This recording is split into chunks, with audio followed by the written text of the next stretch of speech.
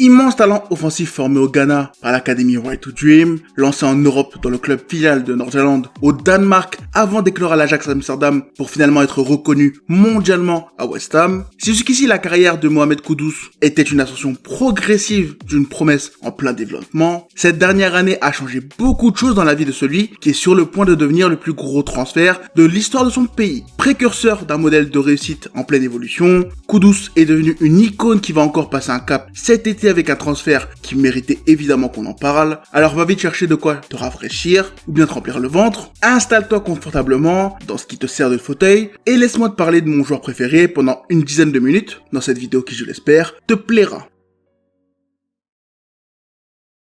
Après une première saison réussie à West Ham dans une année de découverte de la Première Ligue pour lui, dans une année de fin de cycle pour le club, la saison 2024-2025 de Mohamed Kudus est très probablement parmi ce que le joueur a produit de pire depuis le début de sa carrière professionnelle. Considéré comme un top offensif du championnat après une saison où il aura été impliqué sur 28 buts en 48 matchs, le Ghanéen reviendra des vacances et subira des changements n'allant pas du tout dans son sens. Séparé de son agent Djene Mendelevic durant un été où son nom aurait été lié à un départ en Arabie Saoudite, il ratera totalement son début de saison en proposant des performances décevantes. Sans Ettinga et David Moyes dans le staff, il perdra ses repères sous Lopetegui, un coach avec qui il n'entretiendra pas une bonne relation, allant jusqu'à un conflit qui éclatera le vestiaire. Sur le terrain, il se battra contre Van de Ven de Tottenham, résultant en une longue suspension par le corps arbitral de la Ligue, une sanction appliquée malgré sa lettre d'excuse qui ne lui permettra pas de se concentrer sur l'international, puisque là-bas aussi, il déçoit. Le Ghana, en course pour la prochaine CAN, subira la pire des humiliations en échouant à se qualifier de manière absolument honteuse. Kudus sera une nouvelle fois déçu, et cette fois avec le brassard de capitaine sur le bras. Son retour à West Ham ne changera rien, même le changement de coach n'y fera pas grand chose. Kudus ne réussira pas à totalement lancer sa saison, et résultat des comptes, son club se retrouve dans une position difficile. West Ham, qui commençait à s'installer dans le haut du classement sur les années précédentes, connaît une chute impressionnante, en passant d'un duel avec Brighton et Aston Villa pour l'Europe,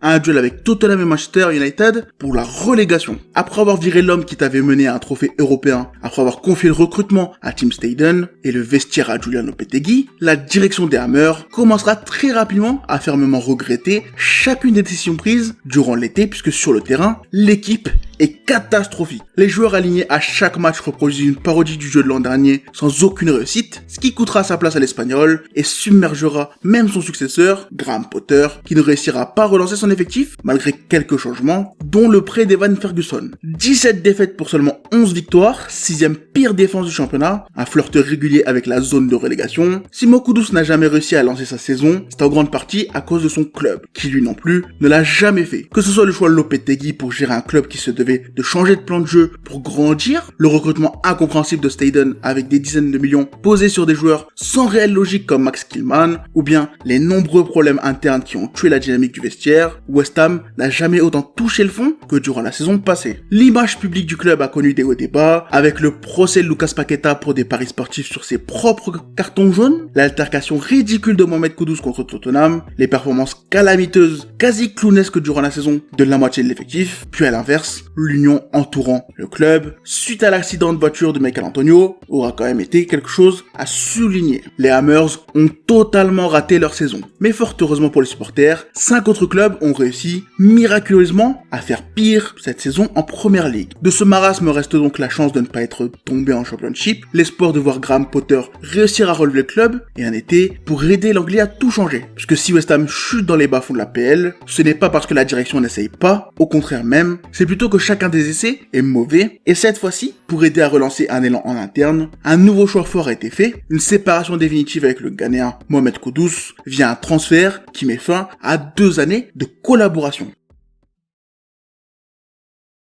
Pourquoi West Ham, club cherchant à intégrer le haut de tableau, a décidé de se séparer de son talent offensif ghanéen? La question est simple et plusieurs raisons viennent y répondre, en tout cas de celles que je pense. Le talent de Mohamed Kudus sur un terrain de football est indéniable, c'est sûr, mais l'une des premières raisons, c'est simplement qu'il sort d'une mauvaise saison. Après avoir ébloui la Première Ligue de son talent, le Ghanéen a déçu absolument tout le monde, performance inquiétante, suspension, comportement discutable, un cocktail qui change la perception de la direction envers son joueur et qui surtout permet à d'autres de briller. On le sait à West West Ham, la star de l'équipe, c'est Jarrod Bowen. L'anglais est une icône locale et un excellent joueur que Kudus était venu concurrencer. Avec sa baisse de régime et la signature de Summerville, son rôle dans les plans du coach n'était plus aussi important puisque d'autres options pouvaient être mises en avant pour suppléer. Une réflexion importante quand on prend en compte la situation économique de l'équipe qui, après avoir énormément investi sur les derniers mercatos, s'est retrouvé obligé de réduire la voilure en encaissant de l'argent pour équilibrer les dépenses. Dans ce contexte où West Ham avait besoin d'argent, avait besoin de vendre, l'idée de sortir Kudus, l'une des rares valeurs positives de l'équipe, permettant une plus-value en cas de départ, a rapidement été mise sur la table. Dès la saison dernière avec la fameuse offre d'Arabie Saoudite, West Ham avait voulu encaisser ses gains via l'investissement fait sur le Ghanéen, et c'était encore, avec sa clause de libération début juillet, la direction espérait voir débouler quelques prétendants. Des doutes sur le joueur, une importance en chute, une meilleure concurrence, des problèmes financiers et une absence de joueurs à forte valeur pouvant sortir cet été. Si déjà là tu comprends pourquoi West Ham a accepté de sortir une de ses meilleures armes offensives, quand tu rajoutes l'envie du joueur d'aller voir ailleurs, tu obtiens à peu près tout le fil de pensée qui permet d'atteindre cette décision. Le transfert est donc gagnant-gagnant sur le papier, puisque Kudus obtient son bon de sortie et West Ham son argent qui lui permet de respirer un peu. Mais dans la réalité économique, et même sportive, c'est plutôt différent. Si ces dernières saisons nous ont appris quelque chose, c'est que West Ham ne sait plus investir sur le marché des transferts. Après plus de quasiment 300 millions injectés sur les dernières années, grâce notamment au départ de Rice et aux investissements des propriétaires, les réussites auront été sacrément rares, tandis que les erreurs, coûtant cher comme le prêt pour 7 millions de Calvin Phillips, restent quand même assez nombreux. Le départ de Staden, qui n'aura pas réussi à bien combiner argent investi avec choix sportifs cohérents, a laissé Graham Potter et le chef du recrutement, Kyle McCauley, à la tête des décisions transfert de cet été. Et quand tu vois le chantier, tu comprends pourquoi un joueur ambitieux comme Kudus voulait absolument partir. Zouma, Ings, Koufal, Antonio, Fabianski, Cresswell et Soler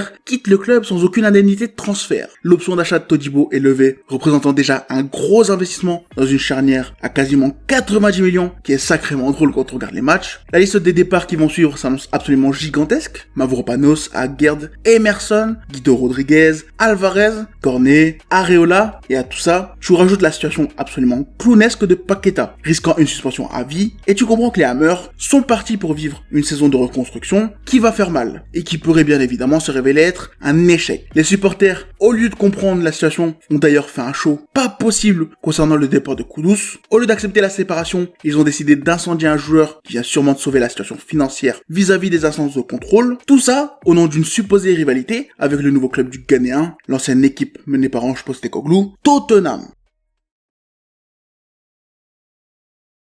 Si les Spurs du radin Daniel Levy ont décidé de poser plus de 50 millions sur le Ghanéen, c'est en grande partie parce que son profil correspond aux demandes du nouveau coach. Ailier droit gaucher depuis son passage à l'Ajax, Kudus est un joueur utile pour tout coach puisque sacrément polyvalent. Ailier gauche, milieu de terrain et pouvant dépanner en pointe, il est un couteau suisse créé par ses anciens coachs qui sera nécessaire dans un effectif de très haut niveau. Sur le terrain, il brille principalement par sa capacité à percuter dans l'axe. Il va apporter ses qualités balle au pied à une équipe qui en a grandement besoin. Capable de porter le ballon pour gagner des mètres, d'éliminer son adversaire à l'arrêt ou bien par le dribble, ayant un centre de gravité bas et une agilité absolument dingue, le Ghanéen va apporter de la percussion, de la vitesse, de la puissance offensive dans un secteur qui en manquait cruellement, surtout avec la fragilité d'Odebert. Lors de sa saison réussie à West Ham, Kudus savait rajouter de nouvelles cordes à son arc, avec un pied droit de plus en plus propre, des frappes de plus en plus puissantes, couplées à de meilleures décisions, proches de la surface. Si la menace de son pied gauche lorsqu'il attaque la surface est forte, il est aussi un centreur plutôt correct du pied droit, faisant de lui une menace difficile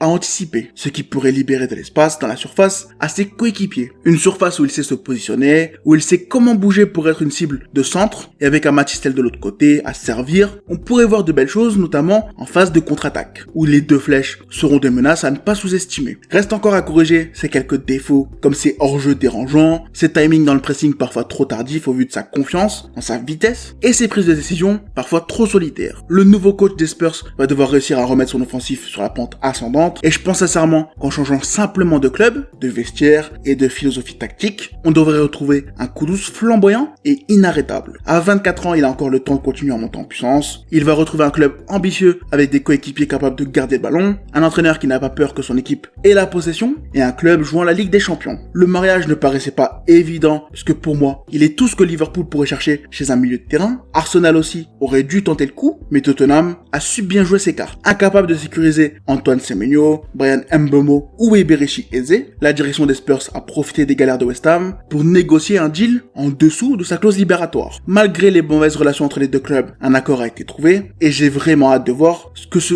mélange va donner. White to Dream, Nordjylland, Ajax Amsterdam, West Ham United, Tottenham, l'ascension de Kudus continue de suivre une vraie logique. Et j'espère que le Ghanéen va réussir à se remettre la tête droite avant une saison importante pour sa carrière, mais aussi pour Tottenham. Bref, moi je m'arrête là parce que sinon je vais déborder et je vais un peu trop parler de Tottenham justement. Donc j'espère que cette vidéo t'a plu. Moi j'ai beaucoup aimé l'écrire et on se dit à bientôt pour la suite. Ciao.